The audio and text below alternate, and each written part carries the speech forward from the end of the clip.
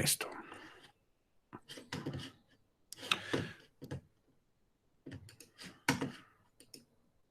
Ok. Hoy vamos a hablar sobre sonido, sobre ruido, sobre música. En general vamos a hablar de este otro, digamos, Michael, canal. ¿Qué pasó? eh, es que me acaba de hablar, ¿vale? Que, o sea, que sí está conectada en la llamada, pero está teniendo como problemas de conexión y no escuchó su nombre. Y pues que ahorita va a tratar de conectarse, pero que sí Ok, estaba, o sea, sí está conectada. no hay problema. Si no, al final de la clase, los que hayan entrado tarde me avisan y ya se corrige ahí la lista. No pasa nada. Vale, gracias. De nada. Entonces, vamos a hablar de esta otra dimensión, digamos, de las imágenes en movimiento, que bien no es absolutamente necesaria, pero que por una cuestión de costumbre, pues las ligamos. Siempre que vemos imagen en movimiento, normalmente lo asociamos con un sonido, ¿no? Hay pocas manifestaciones de la imagen en movimiento, como los GIFs, por ejemplo, de uso muy común, que no tienen audio. Pero de ahí en fuera, casi todas, siempre estamos buscando que tengan un acompañamiento, no solamente musical, ¿no? No es imperativo que haya una melodía, pero mínimo que haya sonido.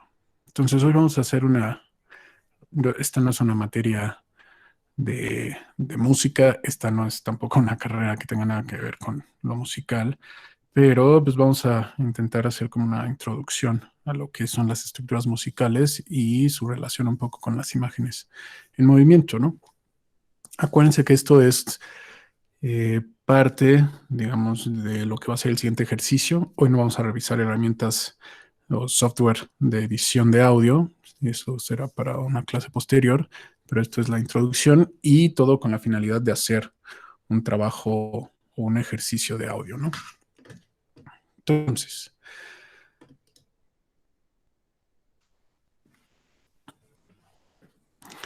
esta es una pregunta que ha tenido muchísimas respuestas y se ha preguntado miles de veces, ¿no? ¿Hace ruido un árbol al caer si nadie está ahí para escucharlo? Ahora, esta pregunta puede tener como respuestas muy filosóficas, ¿no? Pero en el sentido en el que nosotros lo queremos abordar, podríamos decir que tiene una respuesta concreta. Y esa respuesta es que no. Si un árbol cae a la mitad de un bosque y no hay nadie ahí que lo escuche caer, entonces el árbol no hace ruido.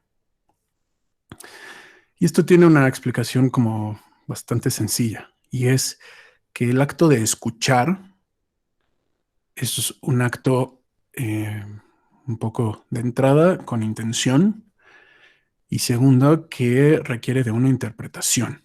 Esto significa que tiene que haber como un sistema, órganos, un ser vivo en este caso, que registre la perturbación en el aire, en este caso, que es el medio de transmisión de las ondas sonoras, que es básicamente energía, y que tenga un sistema, que en el caso de los humanos y muchos mamíferos, estén los oídos, que le permita traducir esas vibraciones en una señal que posteriormente nosotros entendemos como sonido o como ruido.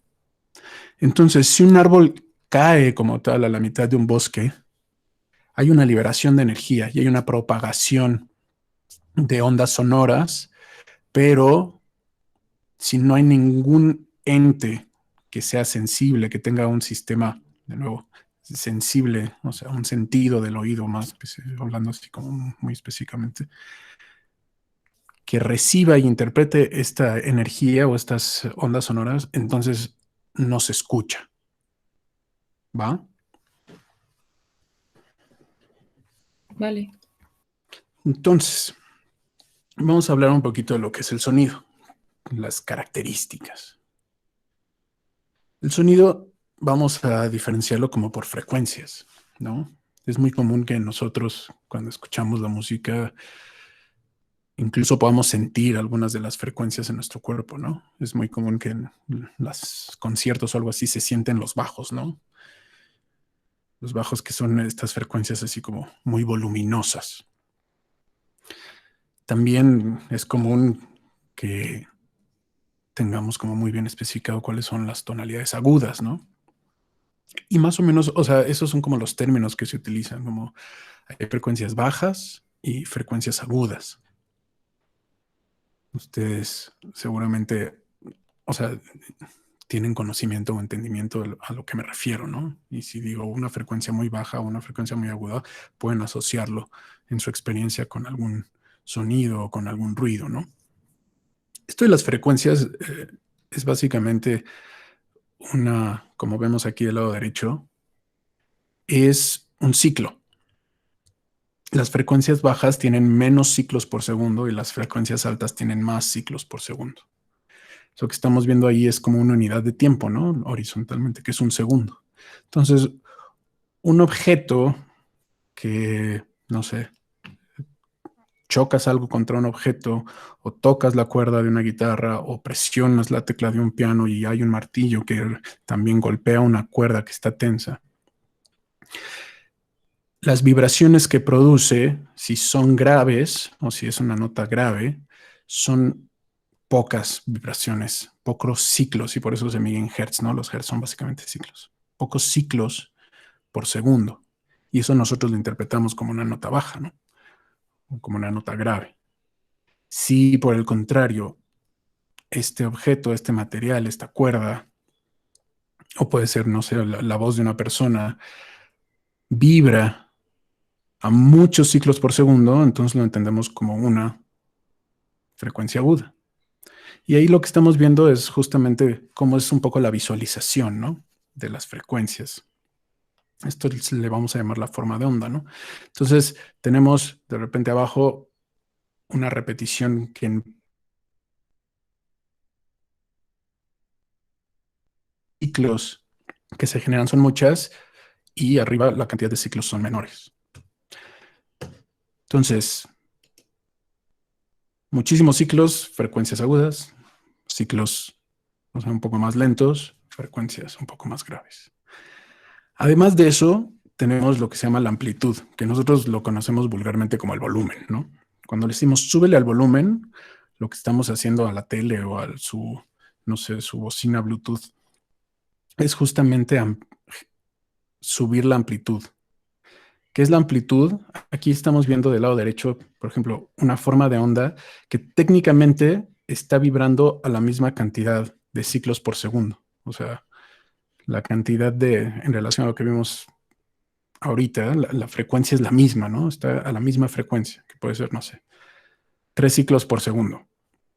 Pero la distancia que hay entre la cresta y el valle de la onda va a repercutir en la intensidad, o sea, es la energía, es la potencia del sonido. Entonces, cuando la amplitud es muy amplia, nosotros interpretamos eso como un sonido muy fuerte. Y cuando la amplitud es pequeñita, lo interpretamos como un sonido que es un poco bajo, ¿no? Y además de eso, bueno, vamos a tener también lo que es la propagación, que la propagación del sonido es exactamente igual que la propagación de la luz. Esto significa que es digamos, hay una pérdida perceptible de energía, o en este caso de lo que nosotros entendemos como el volumen o la amplitud, dependiendo de la distancia a la que estemos. Y esta pérdida es una pérdida que se basa en una regla que se llama el cuadrado de la distancia, que es que cada que la distancia que en este caso, por ejemplo, nosotros podríamos tener de la fuente del sonido se duplica, nosotros percibimos el volumen del sonido con una cuarta parte de su intensidad. Y si esa distancia la volvemos a duplicar, vamos a recibir la cuarta parte o perceptiblemente vamos a escuchar la cuarta parte de la intensidad, la cuarta parte de la cuarta parte. Y si volvemos a duplicar esa distancia, entonces es la cuarta parte de la cuarta parte de la cuarta parte. Entonces es por eso que, bueno, en los conciertos, etcétera, pues hay un montón de bocinas, ¿no? Y están apiladas unas sobre otras para poder, digamos, llegar hasta los más lejanos. Y también, en ese mismo sentido, por eso, cuando hay un sonido muy quedito, pero nos acercamos mucho, o sea, lo escuchamos con suficiente potencia, ¿no? Te alejas 10 centímetros, 15, 30, 60, un metro, y de repente la pérdida de la amplitud, del volumen, o sea, es como muy dramática. Y, digamos, es más complejo que esto, pero es a rasgos muy amplios. Y finalmente nosotros, en el programa de edición, pues, ¿cómo vamos a visualizar la forma de onda? La vamos a visualizar de esta manera.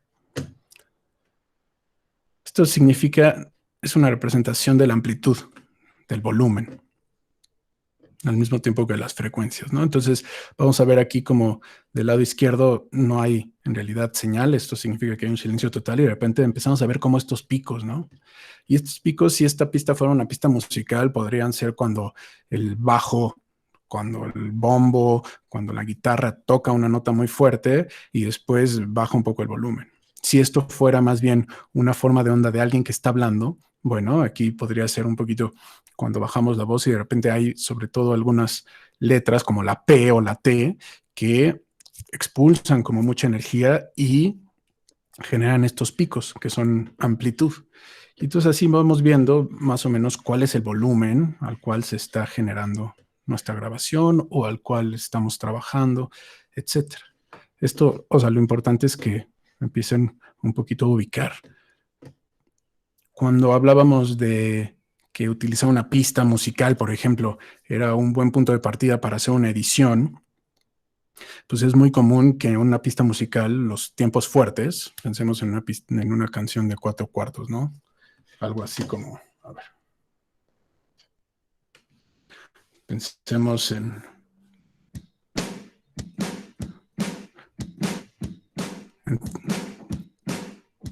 1, 2, 3, 4, 1, 2, 3, 4, 1, 2, 3, 4.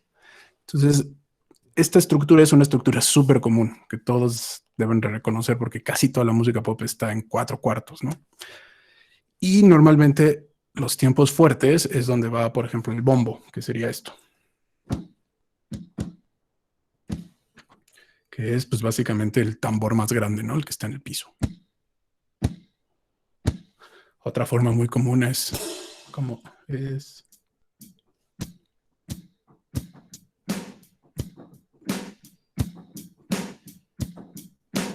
Eso es un 4/4, ¿no?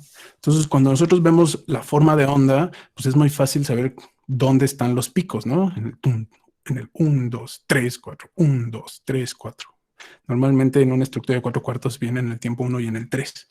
Y se ven estos piquitos. Entonces, es bien fácil, viendo la forma de onda, pues hacer los cortes correspondientes, ¿no? Y si haces un corte de una secuencia, muchas veces lo haces para que coincides a nivel temporal, para sincronizarlo con un tiempo fuerte de la música. Y eso te ayuda a generar como mucho ritmo, mucha fluidez, y a pesar de que los cortes no estén así a nivel visual perfectos, el refuerzo de la pista musical ayuda muchísimo para hacer sentir que hay como una estructura y que todo está de alguna forma conectado y homogéneo. Entonces, el rango tonal, o digamos, el rango audible que tiene el ser humano, se dice que es entre los 20 y los 20,000 Hz. O sea, lo que nosotros interpretamos como las frecuencias más bajas son alrededor de los 20 hercios y lo que interpretamos como sonidos muy, muy, muy agudos está alrededor de los 20,000. De ahí, o sea, hay animales que obviamente tienen un rango completamente distinto de audición, como los perros y los gatos, que por eso existen estos silbatitos. Ya saben que tú los soplas y no escuchas como tal, pero los perros sí lo escuchan. Y de la misma forma hay sonidos demasiado graves que nosotros no alcanzamos a escuchar, ¿no? Y hay sonidos o hay frecuencias, digamos, tan lentas que no se alcanzan a escuchar por ningún ser vivo, ¿no? Sino solamente por aparatos electrónicos, como puede ser la ondulación de un edificio, ¿no? O se dice que la misma Tierra podría tener una frecuencia sonora, ¿no? Del otro lado, así ya muy extremo, los ultrasonidos, pues ya saben, todos estos sistemas que tienen algunos animales que se han adaptado a las tecnologías para, pues básicamente ubicación, ¿no? Si alguien ha tenido un sobrinito o algo así de ultrasonido, tiene hijos, no sé, pues el ultrasonido es justamente un aparato que genera ondas ultrasónicas y con esto pues genera un imaginario visual, ¿no? Ahora, si yo les pusiera acá, por ejemplo, una frecuencia que tengo en mi computadora, igual no lo pueden ver, pero vamos a generar, por ejemplo, un tono, ¿no? Hablando de frecuencias, para ver qué tanto escuchan. Esto sería una frecuencia de 20 hercios, ¿no? 20 ciclos por segundo.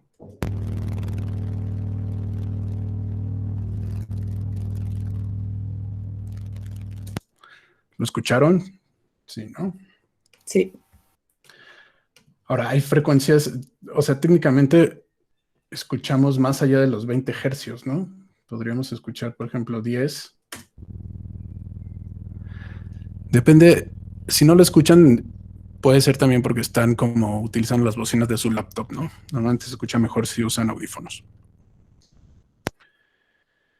Entonces, ese sería un poco el límite inferior, pero donde se nota en realidad así la diferencia es muchísimo en las frecuencias agudas, ¿no?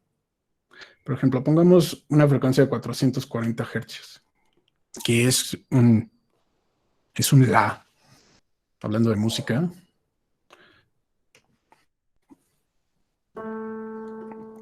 Es un la medio, ¿no? Ahora, cuando uno genera un sonido digital como tenemos ahorita aquí, creo que no sé si fue muy fuerte, una disculpa si dañé sus oídos. Pero ese la, por ejemplo, es un la muy común porque yo sé que ahora que usamos celulares ya no hay tono, ¿no? Pero antes cuando nosotros, bueno, tienen un teléfono fijo en casa, la mayoría supongo, cuando levantas el teléfono se escucha una frecuencia, ¿no? Esta frecuencia justamente es una frecuencia de un la 400.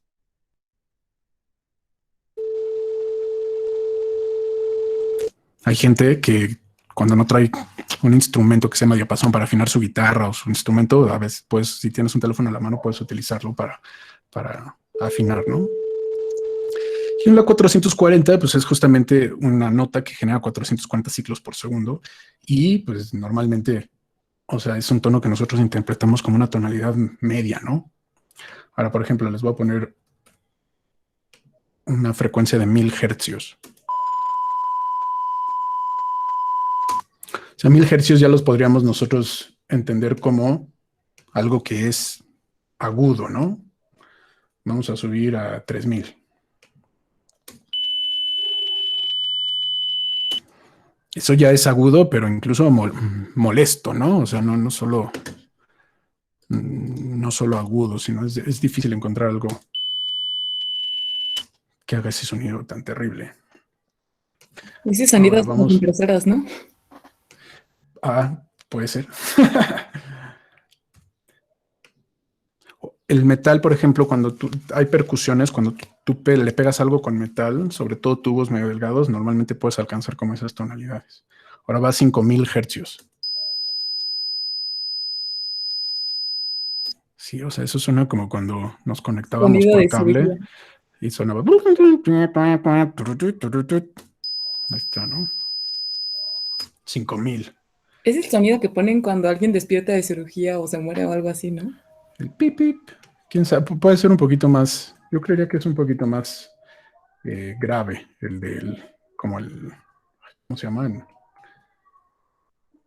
El aparato que marca el ritmo cardíaco.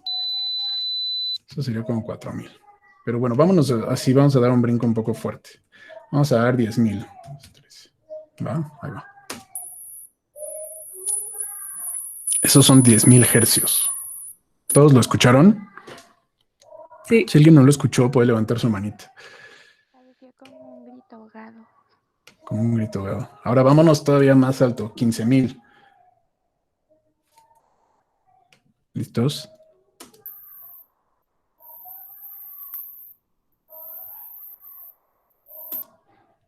¿Todos lo escucharon? Es perturbador. Es perturbador, ¿no? Como que sientes que algo te está medio picando el cerebro.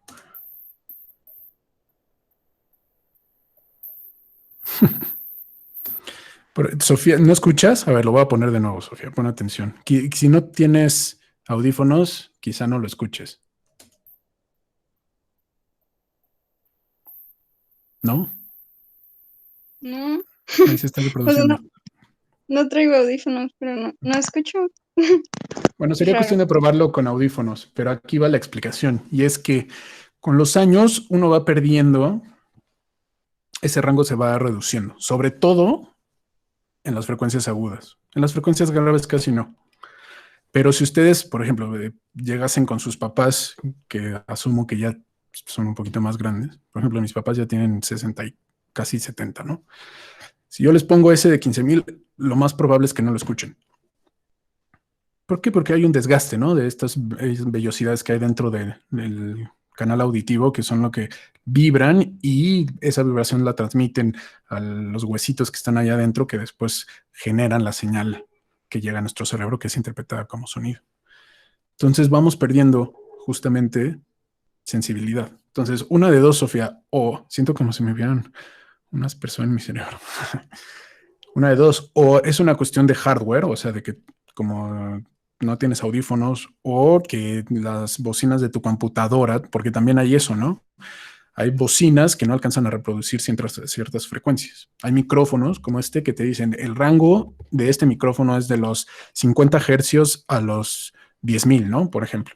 Entonces, si hay un sonido de 15,000 hercios, pues este micrófono, bueno, este sí, ¿no? Pero otro micrófono puede no responder porque no simplemente deja de escucharlos, ¿no? O sea, se vuelven es que no es invisible, sería como inaudibles. Entonces, por ejemplo, 16,000 hercios, vamos a ver quién sigue escuchando. ¿Lo escucharon? ¿Quién no escuchó? A ver, levante la mano. 16,000. Por ejemplo, Zoitza, Denise, Cintia. Ya empieza a ver cada vez más, ¿no? O sea, yo aquí en mi computadora todavía alcancé a escuchar eso, pero por ejemplo, 17,000.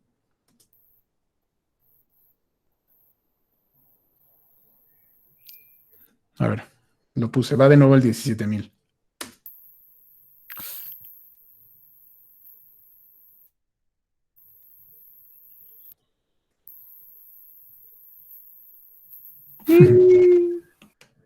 Ahora va el 18.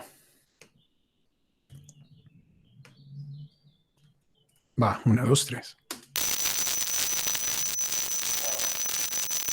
Por ejemplo, yo ya no escuché nada. Va de nuevo. Me asustó.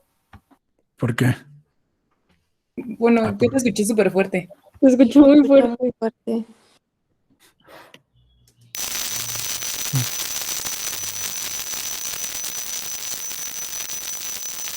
¿Se me tronó la bocina? ¿Cómo?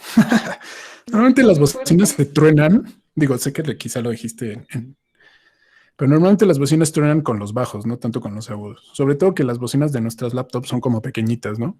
Entonces, si tú le pides a una bocina pequeñita que, o sea, vibre y genere una forma de onda grave, es complicado, ¿no? Entonces, si tú llegas así con tu laptop y pones así drum and bass o pones así algo que tenga así un bajo tremendo, y le subes aparte mucho el volumen, es cuando las bocinas físicamente se rompen, ¿no? Tronar una bocina como tal es que el cono, los conitos estos, hay distintos sistemas de sonido, ¿no? Pero lo más tradicional es los conos se rompen, ¿no? Porque la bocina lo que está haciendo es vibrar y de repente se quiebra.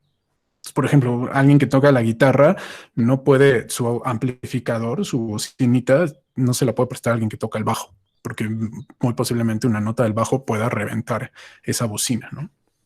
Y por eso las bocinas también vienen en tamaños, hay así bocinas chiquitas que se llaman tweeters, bocinas normales, y de repente, no sé si alguien tiene uno de estos amigos, yo tenía un vecino que era de esos que les encantaba armarse sus cajones y llegar así, ya saben, con el bajo a todo lo que da y todas las ventanas temblando, etcétera. Entonces, unas bocinas así tremendas.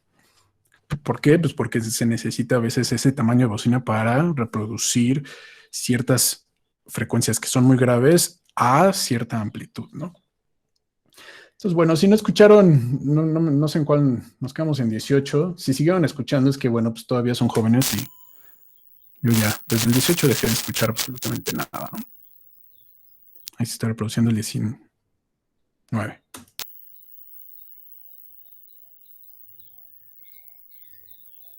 ¿Alguien escuchó el 19?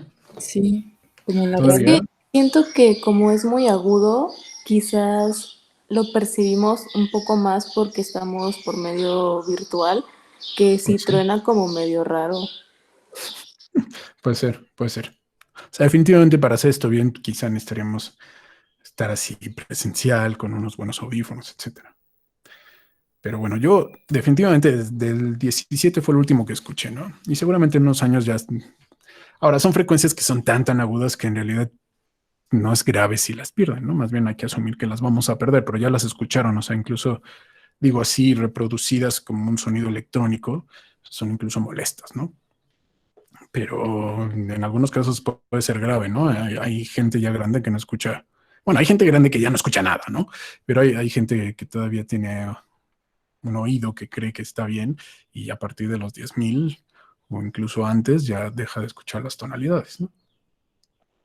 Entonces, bueno, eso es solo como un ejemplo de lo que son las frecuencias. Ahora mi cerebro las sigue reproduciendo. Ah, pues mira, como si fuese canción de que escuchas en el metro y se te pega, pues así. Es como cuando escuchas un zumbido. Ujú. Entonces, ese es más o menos nuestro rango audible, ¿no? Ya que veamos si a alguien le interesa generar esta clase de tonalidades, que más adelante vamos a ver cómo se llaman, hay software o hay incluso aplicaciones que pueden descargar en su celular para controlar las frecuencias, ¿no? Para que ustedes sepan exactamente cuántos ciclos por segundo quieren que se generen, ¿no? Entonces, vamos aterrizando un poquito esto, que es, vamos a hablar de la estructura más básica, o sea, más conocida del sonido, que sería la estructura musical, ¿no? Ustedes saben que hay muchísimos instrumentos musicales y no sé si alguien ha tenido oportunidad de estar en una orquesta o frente a una sinfónica, pero pues, grupos, ¿no? Están separados una por el timbre, ¿no? O sea, hay instrumentos de viento, hay instrumentos de cuerda, hay metales, hay no sé qué, etcétera. Pero aparte, dentro de estos grupos hay subgrupos y normalmente se dividen justamente por las frecuencias que produce cada uno de los instrumentos. Y esto se llama registro. Entonces, por ejemplo, un contrabajo, que son como estos chelos así, pero muy grandes, que normalmente se tocan de pie, pues generan tonalidades muy graves. Está el cello, que son tonalidades graves medias, está la viola, que son medias agudas, y está el violín, que es lo más agudo, ¿no? Hablando de instrumentos de cuerda. Y lo mismo sucede con los instrumentos de aire, con los trombones, con las flautas, con los pícolos, con etcétera. Y por lo general, o sea, el piano es el instrumento por excelencia porque es el instrumento musical tradicional que tiene el registro más extenso, ¿no? No hay ningún otro instrumento de música clásica que tenga notas tan graves ni tan agudas en el mismo instrumento, ¿no? Entonces aquí lo que estamos viendo, quizá no sé si lo alcancen a ver perfectamente bien por la resolución, pero es básicamente como cada una de las notas a qué frecuencia debería, o digamos la convención de cada nota a qué frecuencia debe de oscilar. Entonces, hace rato les decía que había un La 440, ¿no? Que es este, el La 4. 1, 2, 3, 4. Es este. No sé por qué me... Ahora, lo interesante un poco de las notas es que en realidad se repiten. ¿Qué pasa? O sea, si yo divido esos 440 ciclos por segundo a la mitad, me da 220, ¿no? Estamos de acuerdo.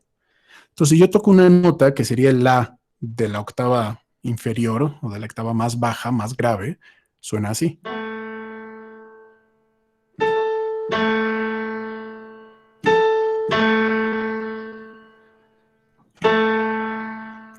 ¿Cómo se sienten esas dos notas cuando se tocan juntas?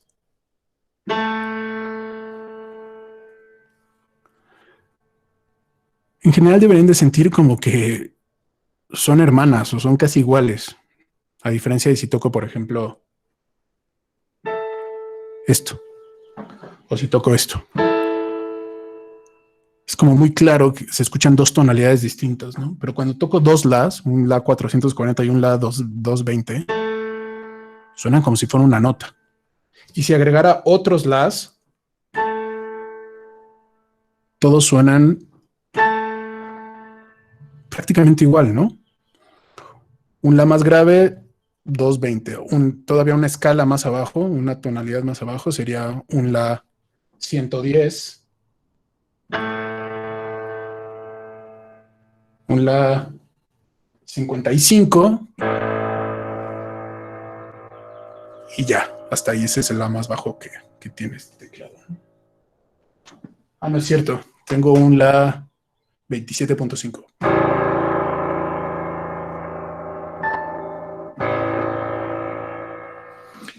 Y esto sucede con todas las notas. Es una cuestión cíclica.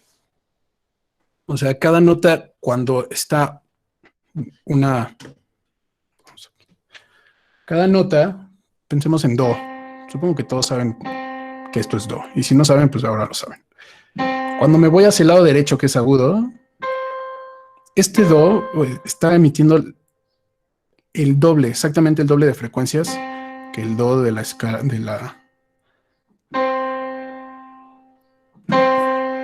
que el do que está inmediatamente abajo, ¿no?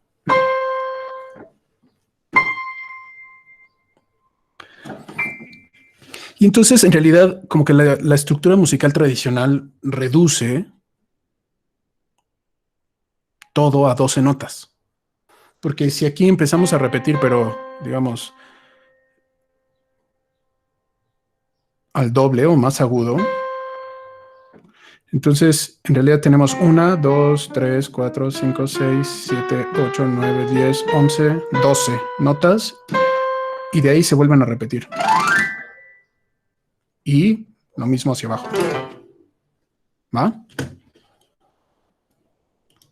Digo, si alguien sabe de música, pues me va a decir, esto está súper aburrido. Pues sí, pero esto es como introducción y es súper básico.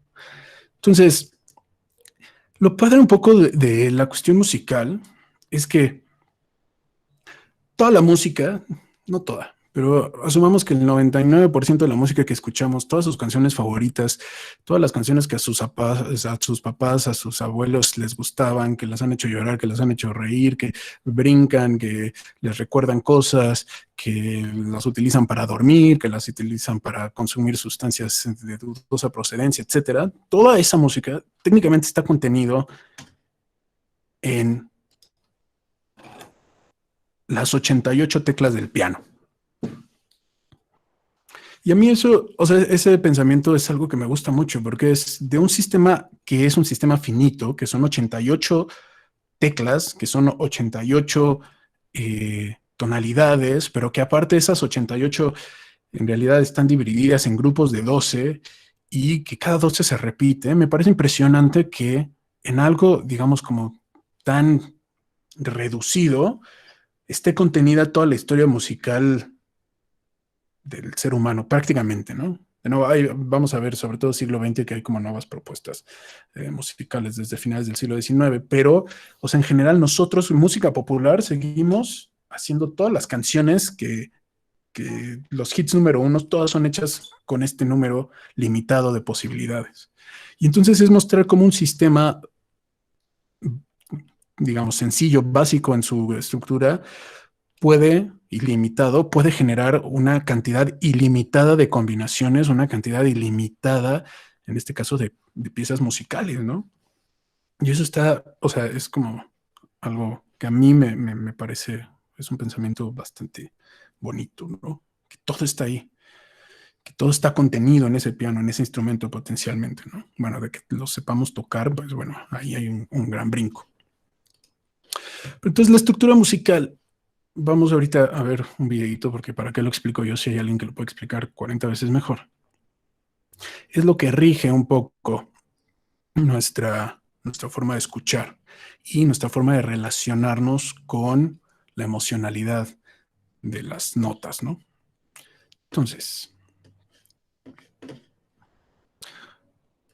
voy a compartir para que puedan escucharlo y lo vean un poquito con mejor calidad.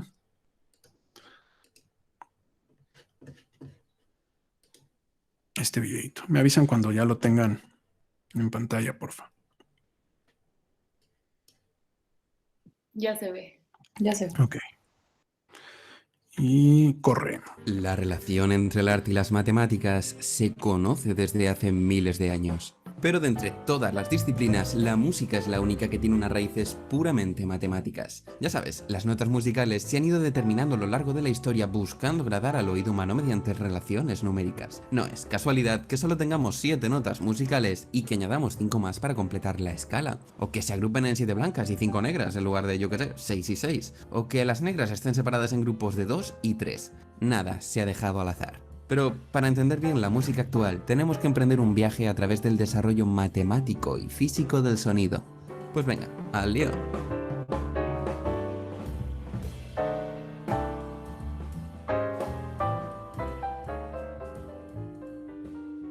Una onda de sonido puro se representa mediante una función sinusoidal. Aquí solo hay 2 parámetros que podemos hacer variar: la amplitud de la onda, que cambia el volumen del sonido, y la frecuencia de la onda, que cambia el tono del sonido, de valores graves a agudos. Sin embargo, esto no encaja mucho con la vida real, porque al tocar una guitarra no suena un sonido puro. Algo más debe estar pasando en la cuerda, y los físicos lo saben. Resulta que una cuerda tensa, fija por los extremos, no puede vibrar libremente. Los extremos, por ejemplo, siempre están quietos, y esto hace que la cuerda solo pueda vibrar de unas maneras determinadas, conocidas como armónicos. Y hay un porrón. El primero se denomina armónico fundamental y es muy intuitivo, la cuerda moviéndose para arriba y para abajo, sin misterio. El segundo es un poco más tricky, tiene 2 crestas subiendo y bajando.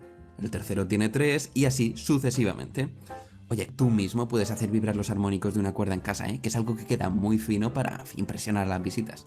Pues bien, la propiedad matemática más interesante que tienen los armónicos es que si el primero vibra a una cierta frecuencia, el segundo vibrará el doble de frecuencia, el tercero al triple y así sucesivamente.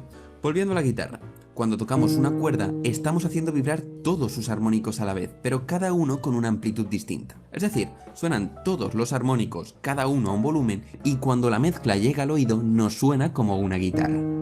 Mola, ¿eh? De hecho, si cogemos una onda de sonido simple y estudiamos su composición, pues sí, en efecto.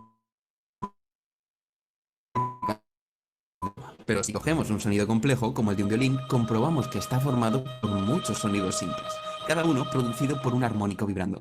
Resumen de todo esto, que combinando sonidos simples podemos generar sonidos complejos, y la combinación es muy particular. Lo que hace que un instrumento suene como lo hace es el volumen de sus armónicos. Si cambiamos convenientemente el volumen de estos sonidos simples, podemos hacer que una flauta acabe sonando como un violín. Al final los armónicos tienen codificado el timbre de cada instrumento, son su carné de identidad. Y como resulta que la física de las vibraciones de una cuerda es prácticamente la misma que la de las ondas de aire en un tubo, los instrumentos de cuerda y de viento generan armónicos muy parecidos y notas muy parecidas. Es más, en física casi todo lo que vibra se le puede asociar a algún tipo de armónico, desde mecánica cuántica a caracolas. Vale, sí, muy bien. ¿Cómo aprovechamos todo este rollo para generar notas musicales? Pues ya en su día, los griegos observaron que al reducir el tamaño de una cuerda a la mitad, el sonido resultante encajaba muy bien con la nota original. Escucha. Al observar los armónicos, enseguida entendemos por qué. Fíjate, las 2 notas tienen muchos armónicos en común. En realidad estamos escuchando los mismos sonidos simples en las 2 situaciones. No hay sonidos desconocidos en la nueva nota. Y esta teoría sonora también funciona del revés. Si 2 notas no tienen armónicos en común, tendrán sonidos disonantes. Y aprovechando que tenemos los armónicos a la vista, un apunte importante. Fíjate que dividir la longitud de la cuerda por 2 es lo mismo que multiplicar la frecuencia del sonido por 2. Las notas que se crean con este método se denominan octavas y son la pieza clave de la teoría musical. Podemos crear todas las octavas que queramos al multiplicar y dividir la longitud de una cuerda por 2. O haciendo lo mismo con la frecuencia según el enfoque de los armónicos. La única pega es que las octavas suenan tan bien que no aportan riqueza musical. Es decir, son sonidos tan parecidos entre sí que se consideran la misma nota, pero en distintas octavas. Necesitamos otra manera más original de generar notas. Espera, ¿y si partimos la cuerda con otra relación numérica sencilla, como 2/3? ¿Suenan bien las notas resultantes? Sí, suena bien. Echando un vistazo a los armónicos, vemos que ahora hay muchos sonidos que son comunes, mientras que otros son nuevos para el oído. Por eso suena bien, pero no tan bien como una octava. Y fíjate que al multiplicar la longitud de la cuerda por 2/3, la frecuencia se divide por 2/3. Las notas generadas de esta manera se denominan quintas. Y como antes, podemos generar todas las quintas que queramos multiplicando y dividiendo la longitud de una cuerda por 2/3, o haciendo lo mismo con la frecuencia. Bueno, pues ya está todo. Las octavas y las quintas generan todas las notas de la música actual, notas que le gustan al oído. Para crearlas solo hay que coger una cuerda y hacer quintas y octavas y repetir el proceso muchas veces. Nosotros tomaremos el enfoque moderno, fijándonos en las frecuencias, pero este proceso se puede hacer infinitamente largo, puedes generar infinitas notas. ¿Cuándo paramos de crear más? Pues mira, es cuestión de organizarse. Te pongo un ejemplo. Si tenemos una frecuencia y buscamos sus octavas, obtendremos la misma nota, nada nuevo. Pero si creamos una quinta, obtenemos una nueva nota. Vale, después podemos hacer sus octavas, pero esto no nos va a crear notas diferentes. Para crear un nuevo sonido, hacemos una quinta más, y podemos buscar sus octavas, pero esto no trae novedad. Al final, fíjate que obtenemos un patrón que se va repitiendo por todo el espectro de frecuencias. Para simplificar, podemos estudiar solo uno de estos patrones, colocándolo en forma de círculo. Así, todas las notas con el mismo nombre quedan en la misma posición. Podemos olvidarnos de las octavas, que sería como dar una vuelta al círculo, y centrarnos en las quintas, que son las que de verdad generan notas. Con todo esto ya podemos empezar a crear notas de manera sencilla.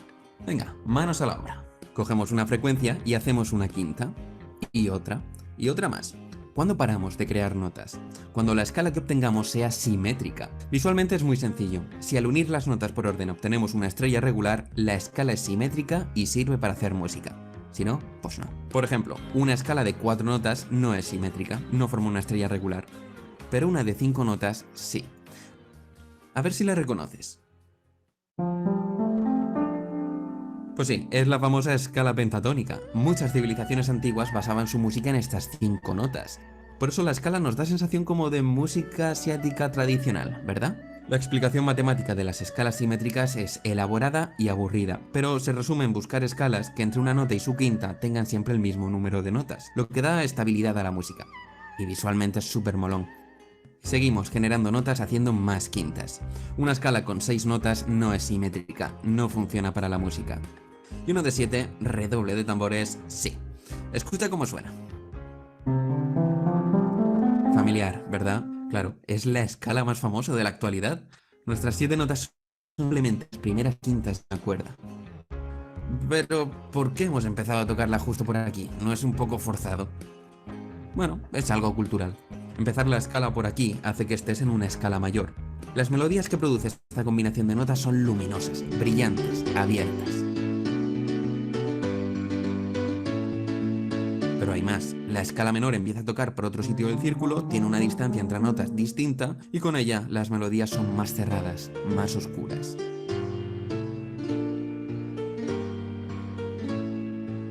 Y hay más escalas, por supuesto. La dórica, por ejemplo, hace que todo suene como una fiesta hobbit. Distinto orden, distintas sensaciones, pero las mismas 7 notas. Elegir una escala u otra depende de lo que te pida el cuerpo, es algo puramente cultural. No obstante, Jaime Altozano desarrolla este tema por aquí, le echéis un ojo y apañado. Las 7 notas que hemos generado son las que aprendemos de pequeños, que se corresponden con las teclas blancas del piano. Si seguimos generando notas, la siguiente escala simétrica es la que tiene 12 sonidos, la famosa escala cromática. Además, fíjate que las 5 notas nuevas han caído intercaladas entre las notas blancas, y esta es la posición que mantienen al construir el piano. Negras y blancas, no es un diseño al azar. La escala cromática completa la tonalidad occidental, con ella se terminan de aportar los últimos matices a la melodía y armonía de la música. No hace falta ninguna nota más para escribir cualquier composición clásica. Pero es que si te paras a pensar, tiene un montón de propiedades interesantes. Porque mira, la escala parece que divide el círculo en 12 partes iguales, solo parece. Pero desde hace unos siglos los músicos han movido la posición original de las notas para que la división del círculo sea perfecta. Total, la diferencia es tan pequeña que el oído casi no detecta que ha habido un cambio. Y hay 2 ventajas en utilizar este sistema. Para empezar, si recorrer el círculo entero era como multiplicar la frecuencia por 2. Para recorrer una 12ª parte habrá que multiplicar la frecuencia por raíz duodécima de 2. Es decir, que si fijamos la frecuencia de una nota, normalmente en la central del piano a 440 Hz, Avanzar a la siguiente nota es multiplicar por raíz duodécima de 2 y retroceder a la anterior, dividir. Esto nos da una fórmula sencilla para calcular la frecuencia de todas las notas sabidas y por haber. Además, puesto que ahora el círculo es totalmente simétrico, aunque cambies de tono una composición seguirá sonando afinada, lo que es un lujazo. Sin esta simetría perfecta, tendrías que afinar cada instrumento antes de cada pieza, o tener instrumentos distintos para cada canción. Por eso, la escala cromática de igual temperamento es el éxito rotundo de la música occidental. En fin, todo este pisto musical no me lo he inventado yo, lo explica la teoría de escalas bien formadas, una rama matemática que apareció en la década de los 80. Quiero decir con esto que la teoría no muestra el desarrollo histórico de la música, solo generaliza conceptos musicales que utilizaban las civilizaciones antiguas. Y tiene éxito. Si sigues haciendo quintas en un círculo, vuelven a aparecer escalas simétricas a las 17 y 53 notas. Mira qué casualidad, las escalas que utilizaban los árabes y los chinos de la antigüedad. Aún así, hay otras maneras de construir las 12 notas actuales sin usar la teoría de escalas simétricas. Parece como que todos los caminos llevan a las 12 notas, pero nadie te obliga a seguir un camino u otro. De hecho, nadie te obliga a utilizar las 12 notas para hacer música. Se puede romper lo convencional y explorar la plasticidad del sonido. Innovar desde la base. A fin de cuentas, la música es un arte, y el arte se crea tanto siguiendo reglas como rompiéndolas.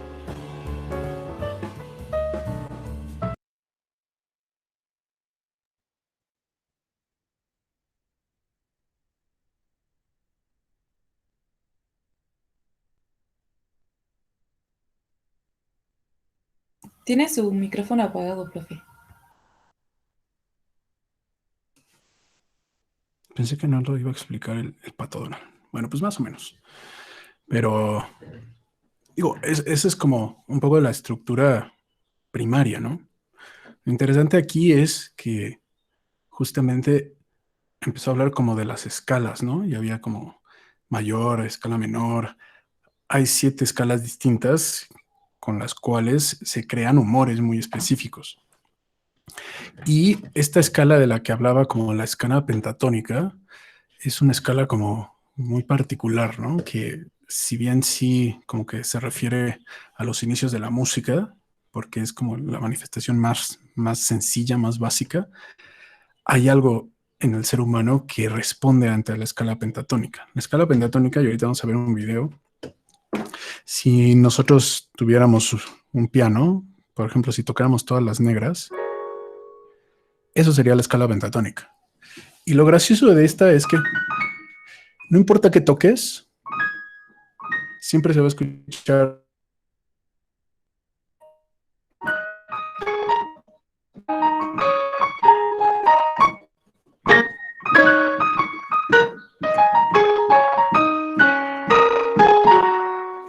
Siempre se escuchan bien. No hay disonancias, no hay atonalidades. Y esto se da justamente por lo que decía el video, que es comparten los armónicos. Todas las teclas, o sea, hay sonidos nuevos, sí, pero en general todas comparten mínimo un armónico y eso hace que suenen bien juntas, ¿no? A diferencia de si tocasen con todas las blancas, hay ciertas notas que al tocarlas juntas generan como un choque, ¿no? Una disonancia.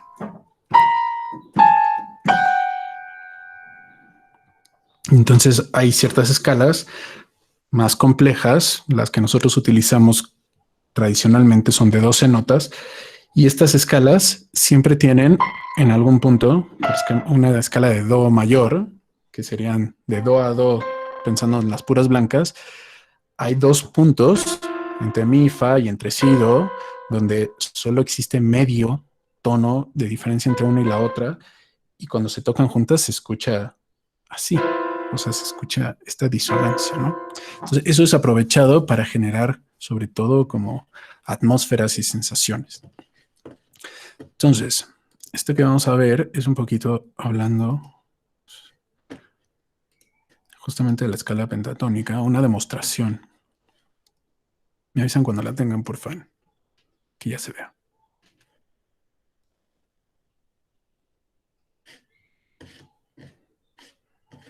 ¿Ya la tienen en pantalla? No. ¿No?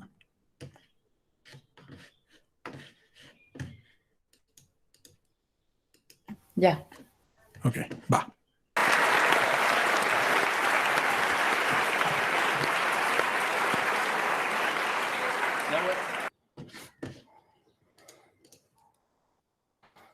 Y entonces, o sea, en este experimento rápido, dice, bueno, no sé por qué, pero la escala pentatónica funciona independientemente del lugar en el mundo en el que esté, no importa la cultura, si es occidental, oriental, si es Medio Oriente, si es lo que sea, pero parece como si la tuviéramos grabada un poco casi como a nivel genético, como una conciencia colectiva, no sé.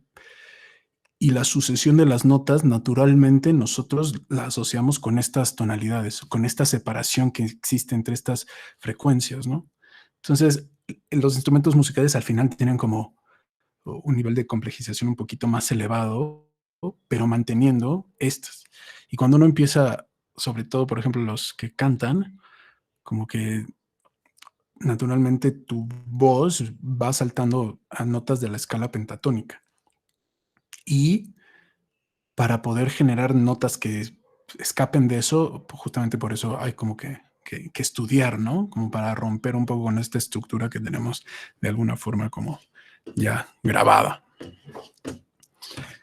Ok. Entonces,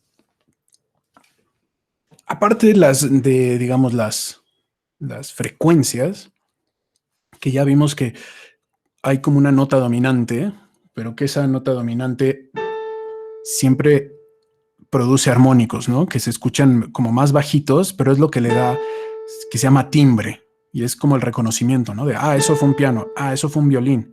Pero sucede con otras cosas, ¿no? O sea, puede ser con algo que choca.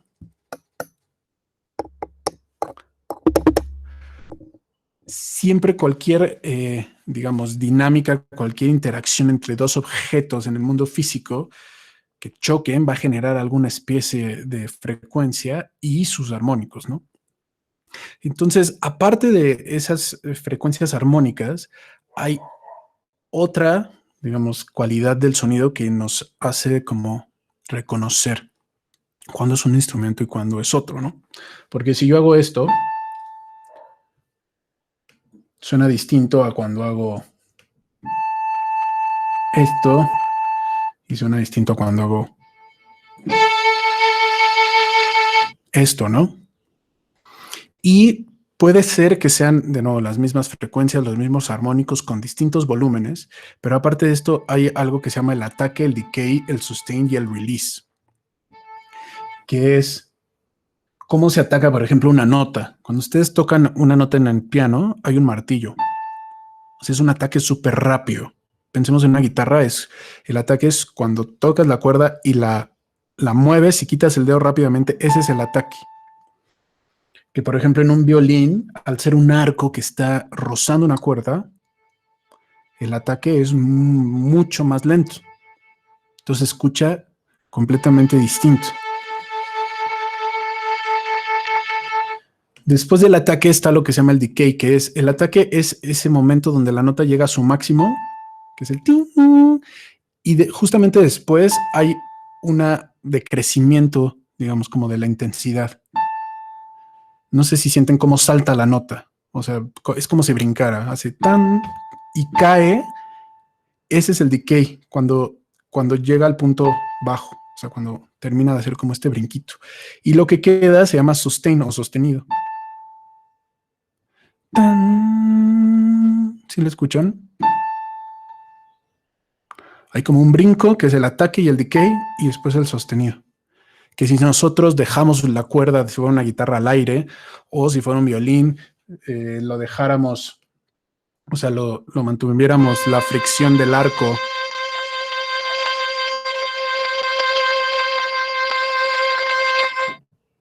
O sea, el sostenido en un violín puede ser eterno porque pues, siempre y cuando la fricción del arco con la cuerda se mantenga, pues la nota sigue vibrando.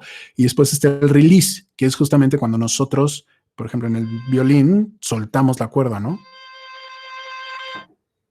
Y ahí como es cuando el sonido muere, pero no muere instantáneamente, ¿no? Hay como un proceso en que se silencia el sonido.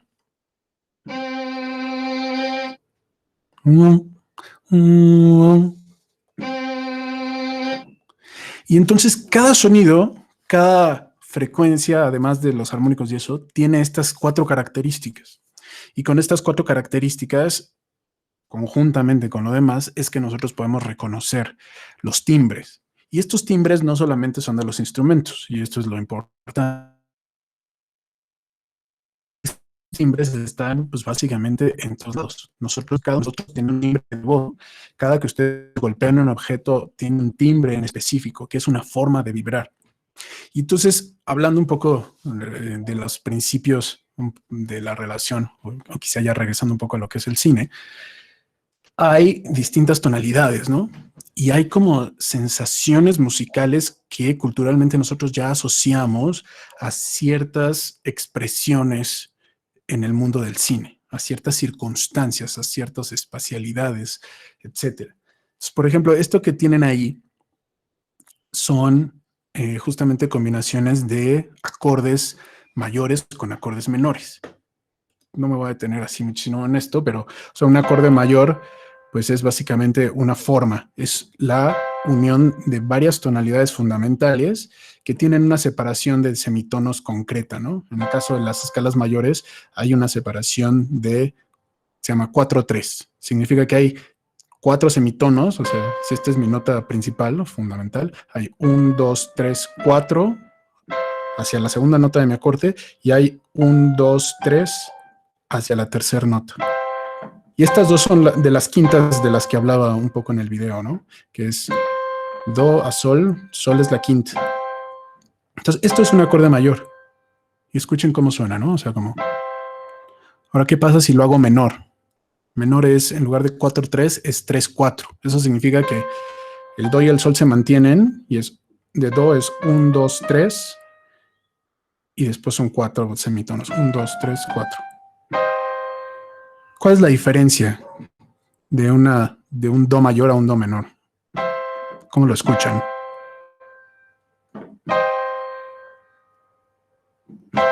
¿Cómo podrían describirlo? Es más triste y hasta, no sé, tétrico. Sí, ¿no? Como melancólico, triste, tétrico, introspectivo. Y el otro es como más positivo, más brillante, más alegre. Oye, y por ejemplo, para ser mayores y menores siguen siempre esta misma regla. Es que, bueno, a nivel básico sí. Un mayor es 4-3, un menor es 3-4. Pero es que hay muchas combinaciones de acordes. Hay séptimas, hay novenas, o sea, hay cosas ya como muy... donde ya no se respeta esto. Esto sería como lo más básico. Entonces, regresando un poquito a lo que teníamos acá en pantalla, eso es como la M mayúscula representa un acorde mayor. Y después dice 2 y otro acorde mayor. Entonces, lo que yo haría aquí sería moverme 2 semitonos, o sea, de do sería do sostenido, re, esos serían 2 semitonos, ¿no? Y entonces tocaría do mayor y re mayor. Y entonces, digamos, de nuevo, es como la forma más sencilla. Pero si yo toco esto, lo voy a tocar más grave. Espera.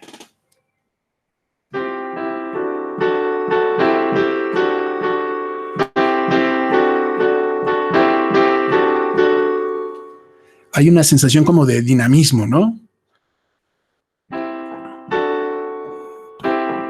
Solamente con 2 acordes.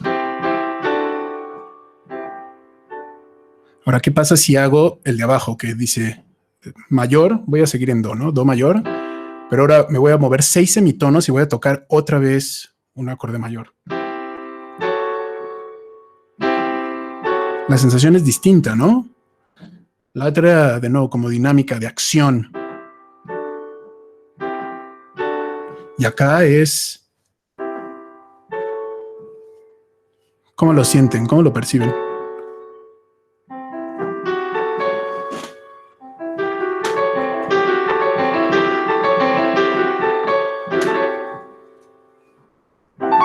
No sé, muy mágico, muy tranquilo.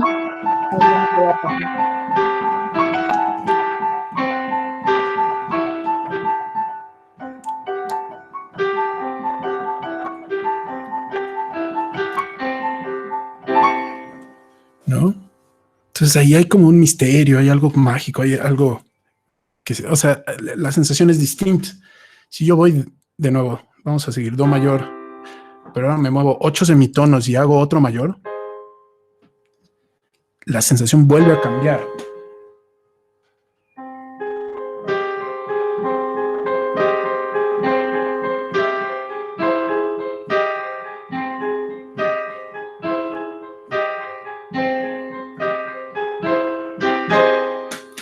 Ahora el siguiente, por ejemplo, de tristeza y pérdida, ¿no? Ahí dice.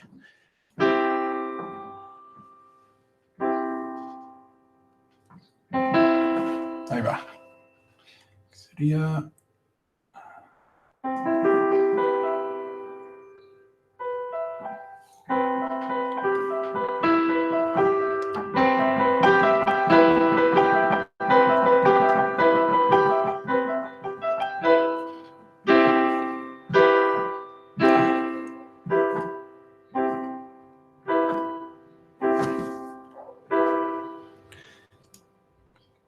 Entonces, hay ciertas secuencias, ciertas distancias entre las notas que a nosotros ya nos remiten a una sensación específica, a una idea. Y esto, o sea, no son reglas, ¿no? Ahí también tiene que ver la intención, ahí tiene que ver justamente la composición, la complejidad, que obviamente de un músico profesional, pues estamos hablando de algo ya como difícil de abordar en esta pequeña introducción, ¿no? Pero el chiste un poco es, de entrada, caer en cuenta de que la música que nosotros utilicemos va a generar sensaciones completamente distintas. Por ejemplo, vamos a las últimas, ¿no? Que dice ahí antagonismo. Si en lugar de empezar en do mayor, empiezo en do menor, ya de entrada ahí hay cierta tensión, ¿no? Esta cuestión que hablábamos un poco más negativa.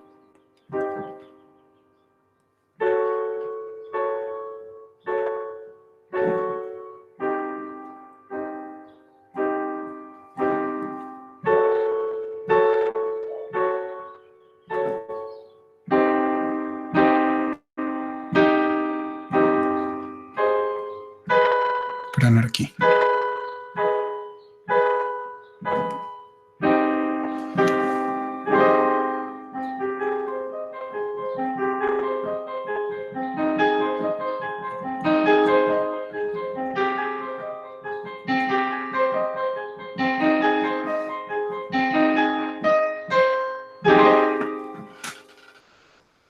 Entonces hay unas que son como más fuertes, hay otras que se sienten más introspectivas, hay otras que se sienten justamente de choque, hay otras que son como de maravilla, de misterio, o sea, hay maravilla, hay como cuestiones como de maravillarse, pero en un sentido positivo, y hay cosas de maravillar, de misterio, pero negativo, ¿no? Hay alguna cuestión de tensión, hay alguna cuestión de peligro, hay una cuestión latente, ¿no? Algo que sabemos que algo va a suceder. Y todo esto nos los da justamente la estructura musical, ¿no?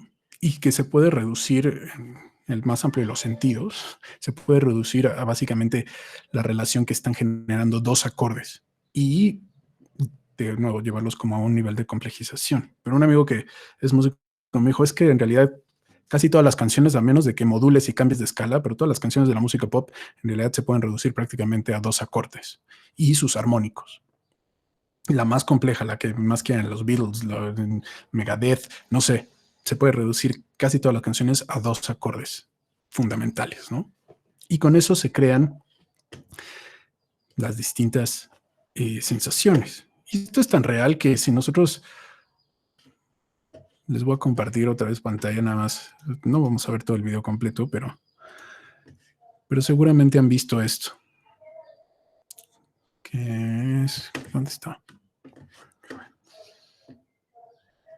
Es este. Me avisan cuando ya lo vean en pantalla. Digo, el video continúa durante un rato, ¿no? Porque son muchísimas canciones. Entonces aquí es como este cuestionamiento de, sobre todo en la industria musical, de que no hay nada nuevo, ¿no? de que todas las canciones están siendo refritos y que las bases tonales musicales, la distancia que hay entre los acordes, pues es exactamente la misma, ¿no? Puede cambiar de escala, puede ser un poquito más aguda, un poquito más grave, pero se mantiene justamente esta cuestión de un mayor y tres tonalidades, tres semitonos a un menor, ¿no? Y esto de alguna forma, ya lo habíamos también platicado, hace que nuestro cerebro reconozca patrones y nuestro cerebro es como le causa estrés cuando no reconoce o cuando no sabe qué es lo que va a venir, ¿no?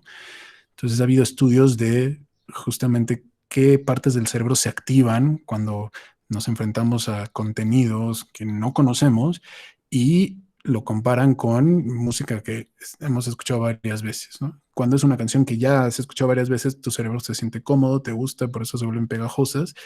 Y en un nivel un poco menor, cuando detectas un patrón, aunque la canción sea completamente nueva, tú la asocias a un montón de recuerdos y de nuevo de cosas que ya tienes como bien entendidas y por eso es más fácil aceptar como música nueva, pero que contenga, digamos, esta misma estructura, ¿no? Ok. Entonces nosotros tenemos que aprovechar un poquito, antes de pasar a estos autores, eso cuando pensemos en la cuestión sobre todo ahorita quizá como de la música, porque estamos hablando de eso, ¿no? Pero ahorita lo vamos a complejizar un poquito más porque nosotros como tal quizás estamos mucho más cerca de lo que es el arte sonoro como artistas plásticos y visuales que de la música, ¿no? En esta estructura un poquito más tradicional. ¿Por qué? Pues porque el arte sonoro se trata o se aborda de una manera mucho menos académica, ¿no? Donde ya se incluyen, y ahorita vamos a ver a unos autores que fueron muy importantes para abrir, digamos, este campo, donde se pueden incluir manifestaciones que no son consideradas como tal musicales, pero sí, o sea, sin embargo, como artistas plásticos podemos rescatarlas, ¿no? Porque el sonido también tiene cierta plasticidad y el sonido también tiene forma. Y sobre todo cuando lo combinamos con imágenes, entonces, podemos generar como experiencias, ¿no? Podemos generar sonidos o más que sonidos, podemos generar imágenes en movimiento, o sea, la suma de imagen en movimiento más sonidos distintas, ¿no? Diferentes, que generen sensaciones nuevas. Entonces, vamos a ver también muy superficialmente tres autores. Y este lo pongo principalmente porque es un mexicano que debería de tener mucho reconocimiento. Sin embargo, en la cultura popular no lo ubicamos de manera como muy inmediata, ¿no? Este señor que tenemos en pantalla se llama Julián Carrillo. Julián Carrillo es originario de San Luis Potosí, ¿no? Y nació justo a finales del siglo XIX y desarrolló su carrera entre San Luis Potosí, después se vino aquí a la Ciudad de México, todavía estaba Porfirio Díaz, imaginen, de presidente, le dieron una beca, se fue a estudiar a Alemania, empieza a tener muchísimos logros, una persona que ni siquiera terminó de cursar la primaria, se convierte justamente en un sujeto que pues es una genialidad, ¿no? Y ahorita lo que me voy a concentrar es justamente en una teoría que él crea musical, que es justamente distinta a lo que acabamos de ver, ¿no? Que está basada en 12 semitonos, que es la música cromática, ¿no? Y hay otras propuestas de música que no tiene escalas, de música que tiene disonancias, música atonal. Y lo que él genera es esta teoría de la música microtonal. La música microtonal, él siendo violinista, porque es a pesar de que se vuelve compositor, su instrumento principal, o en el que destaca por encima de todos los demás, es el violín. Y el violín justamente no tiene estas divisiones como una guitarra o como un piano de las notas. El violín, la frecuencia que genera, pues va a depender completamente de dónde ubiques tu dedo. Si lo ubicas 1 milímetro más a la izquierda, 1 milímetro más a la derecha, el sonido va a ser un poco diferente, ¿no? Y por eso las posiciones en todos estos instrumentos, no solo el violín, la viola, el cello, el contrabajo, la posición de las manos en los músicos las tienen que practicar un montón, ¿no? Para que si quieres que suene un do, pues cuando pongas ahí el dedo, pues que sea la ubicación exacta donde se van a producir esas frecuencias que todos vamos a interpretar como un do, ¿no? Y que no vaya a sonar así fuera del lugar. Entonces la teoría microtonal es que en lugar de sacar estas subdivisiones, como vimos, y crear estas 12 notas, él subdivide una cuerda o logra subdividir una cuerda, incluso utilizando cosas tan delgadas como una hoja de afeitar, en 16 partes, ¿no? O sea, la mitad de la mitad de la mitad, terceras, cuartas, o sea, hace una subdivisión que se aleja de la estructura de la música tradicional. Y entonces tenemos, en lugar de 12, tenemos 16 tonos. Y eso a él le llama como el sonido 13. Es la forma en la que él lo bautiza, no porque tenga 13 tonalidades, sino porque era como de la música tradicional, que era el 12, ese 13º número era como una cuestión simbólica, ¿no? Que es como más allá de la música o de los 12 tonos de la música cromática. Entonces, vamos a escuchar rápidamente un pedacito. No la vamos a escuchar toda, ¿no? Pero un cachito de una pieza de Julián Carrillo que está...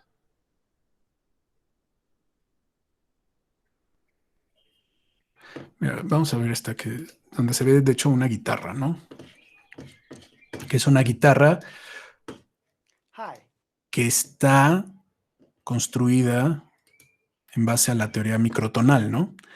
¿Por qué? Porque, bueno, él empieza a generar no solamente piezas para violín, empieza a generar un montón de piezas para distintos instrumentos, pero no hay instrumentos microtonales. Entonces tiene que generarse y se tienen que construir pianos, guitarras especiales para poder interpretar las partituras de este señor. Entonces ahí lo que tiene en la mano, pues es una guitarra ahorita que tiene, no sé si alcanzan a ver, pero tiene como unos trastes extras. Y solo dejen que deje de hablar y que ya empiece a tocar. Ahí está. This guitar.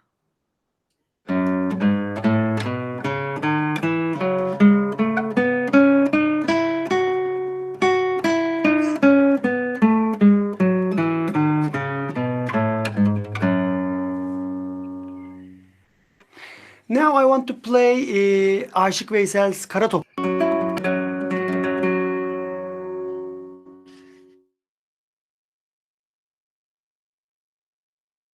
Y les veo una composición ahí de Julián Carrillo, tal cual. Ok, no las podemos, o sea, no tenemos tiempo para escuchar absolutamente todo, ¿no? Entonces, empieza a haber también un movimiento como de ruptura, ¿no? Desde el final del siglo XIX con nuevas teorías musicales. Y que eso sienta mucho la base para lo que iba a venir, que sería básicamente la música concreta y la música electrónica. Y, o sea, yo rescato a Julián Carrillo por eso, porque fue parte de un movimiento de muchos compositores que empezaron a llevar un poco al límite la estructura musical, romperla y empezar a generar como sonidos completamente nuevos que al final nos generaban a nosotros como sensaciones completamente distintas. Ahora, es difícil que para nosotros que estamos acostumbrados a la música dodecafónica, que es de los 12 tonos, la música cromática, que nosotros escuchemos algo que tenga otra estructura o que sea más amplia y que la podamos como disfrutar en su totalidad, ¿no? Pero esta no es la primera vez cuando en Oriente se tocaba la escala pentatónica y de repente llegaron los colonizadores con estructuras de musicales más complejas. Hay como una ruptura, ¿no? De todo lo que tú conoces, de todo lo que tú entiendes que puedes disfrutar y de repente se vuelve un poco cerrado, ¿no? Entonces Julián Carrillo, a pesar de que en el ámbito musical tuvo muchísimo éxito y escribió y se publicaron muchísimas de sus posturas, de sus ideas, toda su teoría musical y sus composiciones se tocaron en muchísimas salas, tanto en Estados Unidos como en Europa, como en México, en realidad no tuvo un éxito rotundo con el, digamos, con la gente común, ¿no? Solamente con los músicos especializados y sobre todo aquí en México nunca alcanzó ese reconocimiento, lo tuvo que hacer sobre todo en el extranjero. Aparte de Julián Carrillo, vamos a hablar de este señor que se llama Karlheinz Stockhausen. No sé si se pronuncia así, no me importa. Este señor es súper importante para lo que es la música hoy en día, porque fue el que vio la potencialidad de el desarrollo tecnológico en relación a la creación de sonidos y después de eso conjuntamente con la música. Él era como tal de estudios de músico, ¿no? Entonces, lo que él se da cuenta, y ahorita vamos a ver justo una pequeña clase que da, es que la unidad mínima del sonido es justamente una de estas frecuencias, ¿no? Y que los aparatos que se están desarrollando, él empieza a trabajar a mediados del siglo XX, que los aparatos que se están generando ya pueden generar estas ondas que vamos a llamar senoidales o sinusoidales, que es lo que yo les puse hace rato en la computadora, este sonido perfecto, ¿no? Que ningún instrumento acústico puede generar. No se puede generar a nivel analógico una frecuencia tan perfecta, sonora, hasta la llegada o la incursión de los aparatos electrónicos. Y entonces empieza como a haber una disección y una comprensión de cómo están conformados justamente los sonidos de los instrumentos musicales. Y pues ven justamente que hay una nota fundamental o una frecuencia fundamental que es la que tiene la amplitud o el volumen más elevado, y después que hay ciertos armónicos y que la amplitud de estos armónicos nos iban a hacer percibir justamente que el sonido era de un piano o que era de un violín o que era de cualquier otro instrumento. Y a eso aunado lo que vimos del ataque, el decay, el sustain y el release. Al principio lo que se intentó empezar a hacer era sintetizar el sonido, ¿no? ¿Qué es o sea, porque no sé si a ustedes les gusta la música electrónica o algo así, pero en realidad ahorita ya en todas las manifestaciones de la música pop, pues están incluidos los instrumentos electrónicos. ¿Qué es un instrumento electrónico? Bueno, pues es un instrumento que justamente no tiene las limitantes acústicas, formales, físicas de un instrumento musical. Y mientras que al principio la síntesis del sonido estaba como dirigida a crear o a repetir los sonidos de los instrumentos ya existentes, justamente personas como Stockhausen se dan cuenta de que si ya tienes control sobre la creación al nivel mínimo de frecuencias y las dinámicas que crean unas con otras, entonces no te tienes que limitar justamente a intentar copiar el sonido de un instrumento analógico, sino que no tienes como tal ninguna clase de limitante. Puedes producir cualquier sonido. Entonces una figura que empieza a aparecer aquí, que después retomaremos ahí con algunos otros autores que son como los ingenieros de audio, pues empiezan a hacer combinaciones nunca antes vistas, ¿no? Empiezan a manipular las señales, a veces desde instrumentos acústicos, pasándolos por un sintetizador y modificándola, o a veces creándolas desde aparatos que pues eran justamente como consolas, ¿no? Donde tú tenías distintos módulos y con cables tú tenías un input de tu sonido y ese lo ibas conectando y reconectando y haces como una serie de conexiones para procesarlo por distintos de estos módulos y generar algo completamente nuevo, ¿no? Y bueno, pues ahí está en los 70s Pink Floyd, y yo por ahí me acuerdo mucho de haber visto una entrevista que le hacían a los Doors en los 60 y decía, ¿y qué es lo que viene? ¿Qué creen que ustedes? Y decían, no, pues la música electrónica es lo que va a revolucionar el rock, ¿no? Porque eso, o sea, viene a pasos agigantados y hay como un montón de posibilidades. Y ahora pues lo podemos ver justamente manifestándose en todos los niveles. Sí, seguramente hay un guitarrista por ahí, un bajista, quizá un baterista, pero en general casi todas las canciones que escuchamos tienen una carga y una presencia de sonidos sintetizados, de instrumentos sintetizadores que básicamente pues, los músicos que se presentan en público frente a pues ya no son tan intérpretes, ¿no? Muchas veces pues están ahí, no tanto como el DJ, porque el DJ es una cuestión como de mezcla, sino más bien es con la computadora, no es una cuestión de habilidad digital, ¿no? De dígitos, de tocar un instrumento, etcétera, sino es más bien una cuestión de la concepción construyendo, cómo irla modificando muchas veces en tiempo real, etcétera, para generar de nuevo espacialidades, sensaciones. Sin embargo, la música popular a nivel de estructura sigue estando basada en la música cromática, ¿no? O sea, no en la tonalidad, no en todas estas cosas de las que acabamos de hablar de romper con la estructura tradicional musical, es más bien los sonidos sintéticos se unen o se convierten en parte del arsenal para hacer música, pero a nivel estructural la música sigue siendo de lo más simple, ¿no? Entonces vamos a ver rápidamente algunas palabras de este tío. Pestaña. Me habla acerca de sus primeras investigaciones un poco del sonido. 1:36, ya no es tan temprano. Me avisan cuando lo tengan en pantalla, por favor.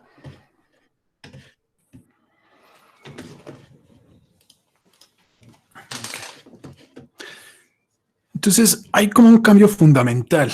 Mientras la música, digamos, para manipular el sonido se tenían que crear desde cero instrumentos para generar timbres distintos, para poder generar sensaciones, atmósferas, emociones diferentes.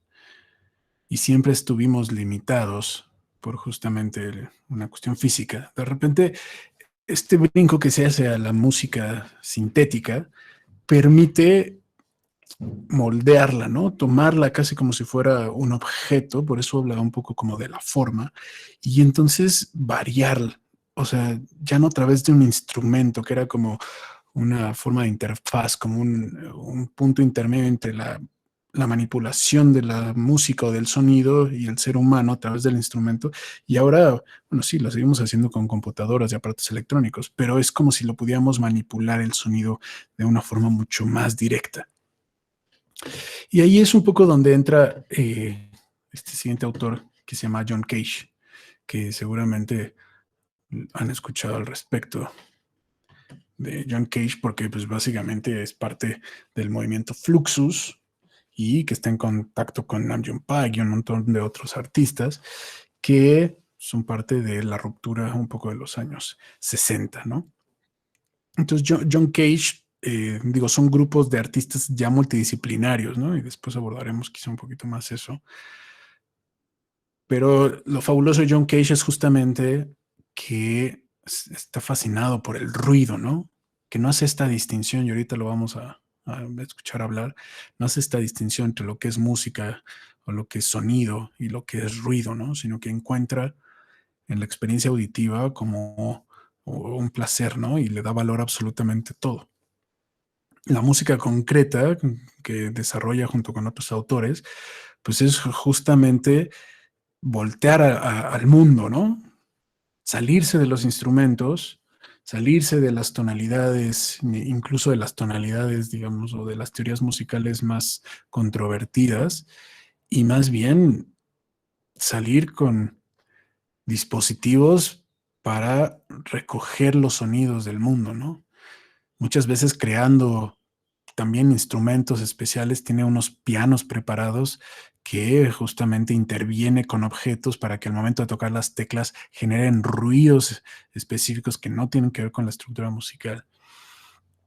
Y para él, o sea, todo eso es parte como de la sinfonía, sobre todo como de las ciudades y de las urbes, ¿no? Y es chistoso porque si nosotros nos vamos un poquito a... ¿Dónde lo tendré eso? Bueno, si da tiempo lo revisamos. Pero si nosotros nos vamos un poquito más como a la cuestión física del...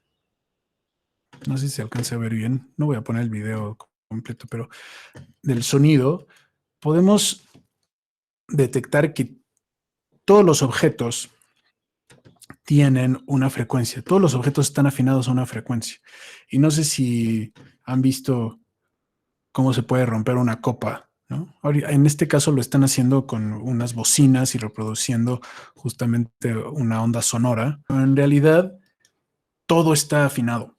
Todo tiene una tonalidad. Obviamente no es una tonalidad como la de un piano, ¿no?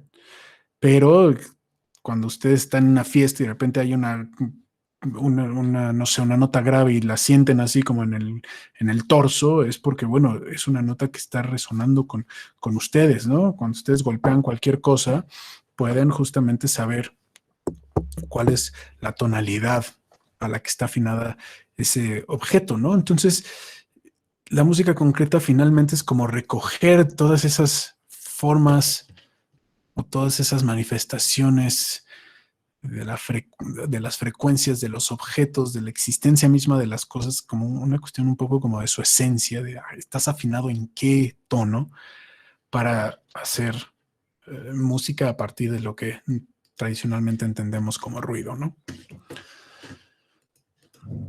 Entonces, una pestaña. Vamos a ver rápidamente a John Cage con esta explicación. También muy cortita, pero concisa de sus visiones sobre el ruido. Me avisan, porfa, cuando ya se vea en pantalla.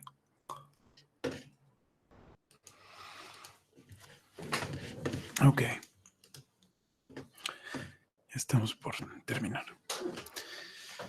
Entonces, aquí un poco lo que a mí me gustaría rescatar es justamente, fue como un camino, ¿no? ¿Por qué? Porque pues, ustedes al momento de abordar el audio, pues tienen la libertad de hacerlo desde la cuestión musical como muy tradicional.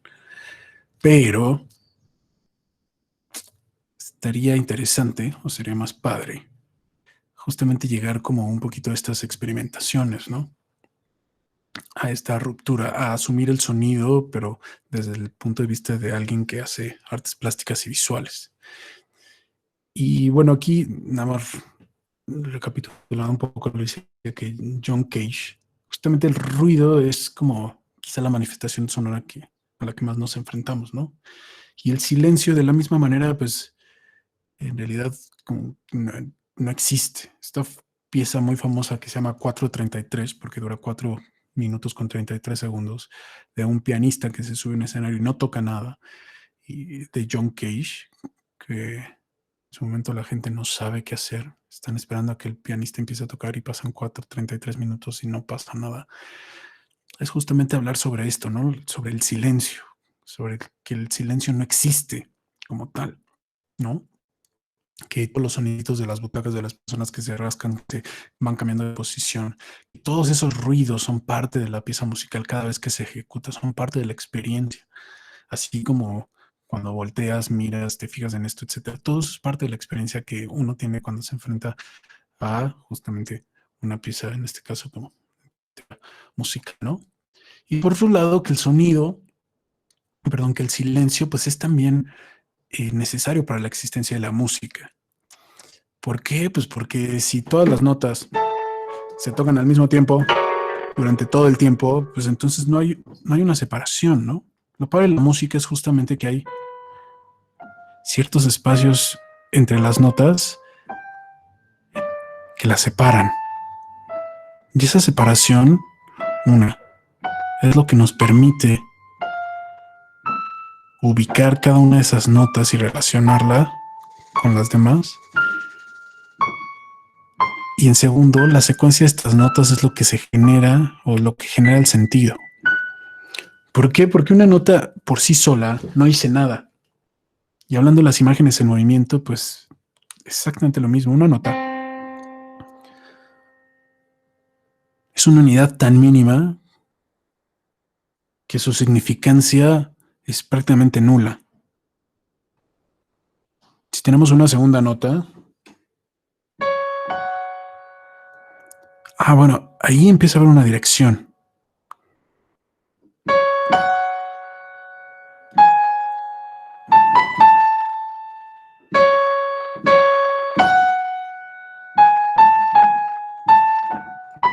¿Cómo va? No me acuerdo. Pero cada que nosotros agregamos una nota, entonces se empieza a generar poco a poco un sentido cada vez más amplio. Es un enunciado, es una oración que se convierte en enunciado, que se convierte en un verso, que se convierte en, no sé, una estrofa, que se convierte en un párrafo, que se convierte en un capítulo, que se convierte poco a poco en un libro, ¿no? Cada nota va siendo resignificada por la nota que estuvo antes y por la nota que va después. cada imagen que ustedes incluyen en un video, en una animación, en cine, sea videoarte, van a estar ligadas, ¿no? Siempre. Y se van a estar resignificando continuamente. Entonces, ya solo para terminar y que no me quede aquí con todos los videos que tenía, vamos a ver en relación un poco a las frecuencias de los objetos y cómo todos estamos un poquito ligados. Vamos a ver esta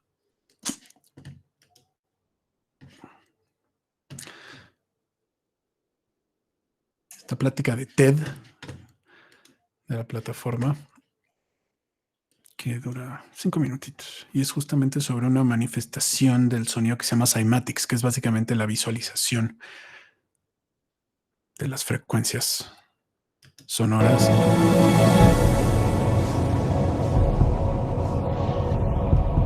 De cómo todos los objetos, incluidos nosotros, estamos afinados. Technologists, and the fact my work is on. Los esperen. Déjenme activar esto en español.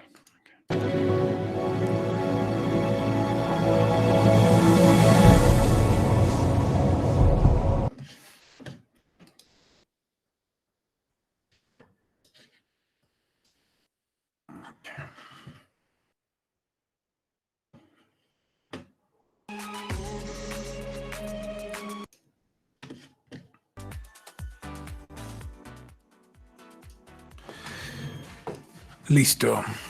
Digo, dejo este videito de fondo que es justamente algunos experimentos con esta técnica de cymatics que se puede generar de distintas formas con distintos materiales, ¿no? Aquí esta es una placa de metal con sal, pero se puede generar con maicena, se puede generar con fuego.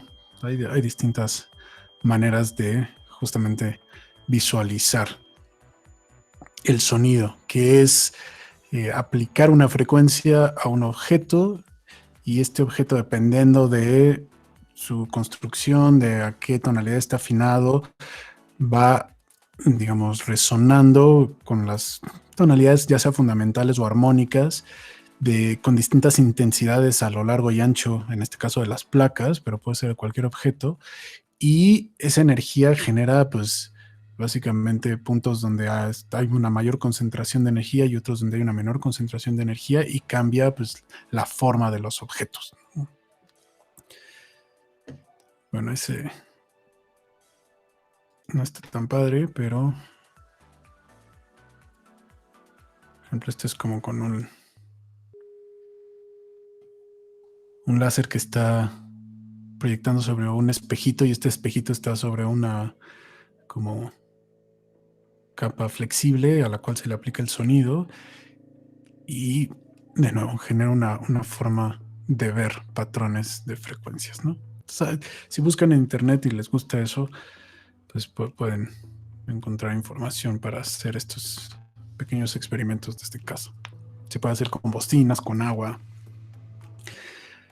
con hilos tensados, etcétera.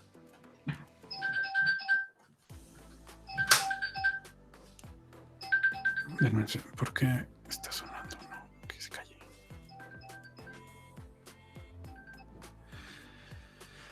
Muy bien. Entonces, pues eso sería un poco en relación al audio, ¿no? Empezamos desde lo musical, pero llegamos un poquito al punto al que quería, que es pues, ver como manifestaciones muchísimo más experimentales, plásticas, y pues entender que la relación que existe entre esto y la imagen en movimiento pues va a depender completamente de lo que ustedes quieran generar, ¿no? Se pueden ir por una cuestión más tradicional como la relación que existe entre ciertas escalas y ciertas estructuras musicales con lo emocional, o de plano abordarlo como algo mucho más plástico.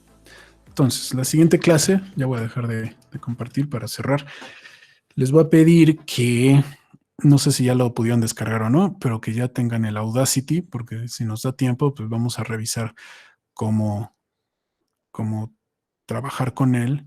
Pero para eso, pues necesitamos algunas pistas de audio. Entonces,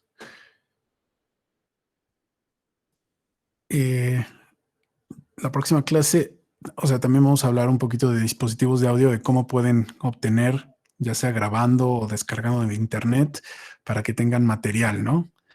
Y después ya entraremos a ver la herramienta de sonido. Si algunos de ustedes quieren aprovechar y quieren empezar a obtener audios de distintos lugares, ya sea descargando, ya sea generándolos con algún programa que sepan utilizar, ya sea con la grabadora, incluso la grabadora de sonido de su teléfono, o qué otras formas tenemos para conseguir audio, puede ser